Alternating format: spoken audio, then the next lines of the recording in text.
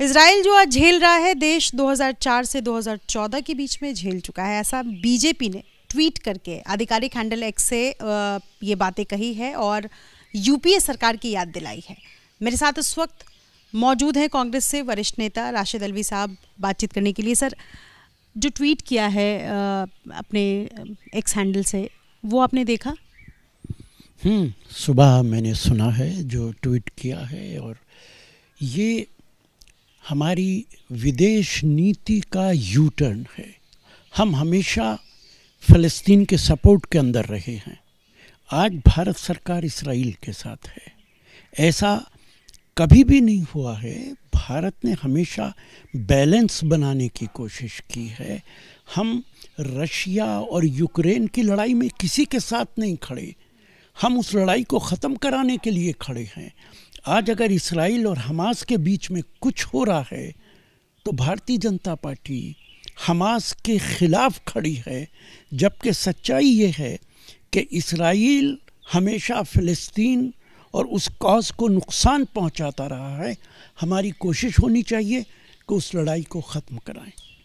लेकिन इजराइल और हमास के बीच जो हो रहा है उसमें एक तो जिस तरीके से बर्बरता की जा रही है, महिलाओं को, बच्चों तक को नहीं छोड़ा जा रहा है, एक तो ये अलग मसला है। लेकिन मैं एक बार फिर से उस पोस्ट के बारे में कहूँगी जिसमें 2005, 2006, 2007 सभी हमलों की याद दिलाते हुए एक तरीके से ज़ोरदार हमला करने की कोशिश बीजेपी ने की है कांग्रेस पर। यानी इजराइल से सीधा सीधा कनेक्शन, जो ये कहा जा रहा है कि जो इजराइल के लोग आज फेस कर रहे हैं, भारत वो 2004 से 2014 10 साल वो झेल चुका है, जिसमें उन्होंने संकट मोचन मंदिर में जो ब्लास्ट हुआ था 2006 में, उसकी याद दिला रहे हैं। मुंबई हमले की ब्लास्ट की याद दिला रहे। इस तरीके के हमलों से सीधा निशाना यूपीए पर।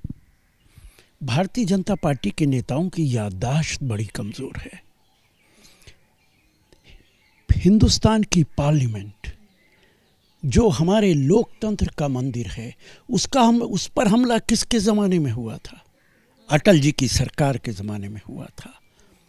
पाकिस्तान ने करवाया था, और हमारी फ़ौज 6 महीने तक तपती हुई धूप के अंदर जून के महीने में बाहर खड़ी रही थी सरहदों पर। हम चाहते थे कि पाकिस्तान पे हमला किया जाए। अटल जी ने हम सबको पूरी दुनिया के अंदर भेजा था पाकिस्तान के ख़िलाफ़ माहौल बनाने के लिए कि पाकिस्तान ने हमारे साथ क्या किया है। बीजेपी भूल जाती है कि कश्मीर के अंदर हमला किसने किया था, किस ज़माने में हुआ था? अटल जी के ज़माने में हुआ था। बीजेपी भूल जाती है गुजरात के अंदर अक्षरधाम के मंदिर पर किस वक्त हमला हुआ था? अटल जी के ज़माने में हुआ था। और मैं एक कदम आगे बढ़कर और कहना चाहता हूं कि बीजेपी ये भी बताए कि समझौता एक्सप्रेस पे किसने हमला किया था।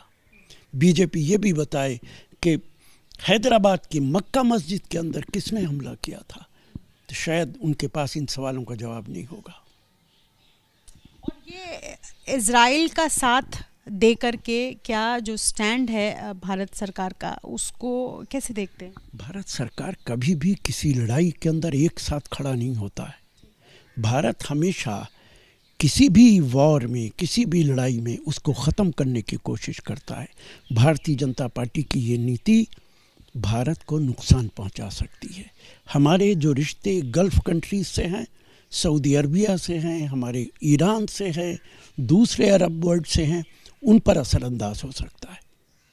बहुत शुक्रिया हमसे बातचीत करने के लिए। अपने सहयोगी मनोज खैर के साथ निधिश्री, एबीपी न्यूज़ दिल्ली।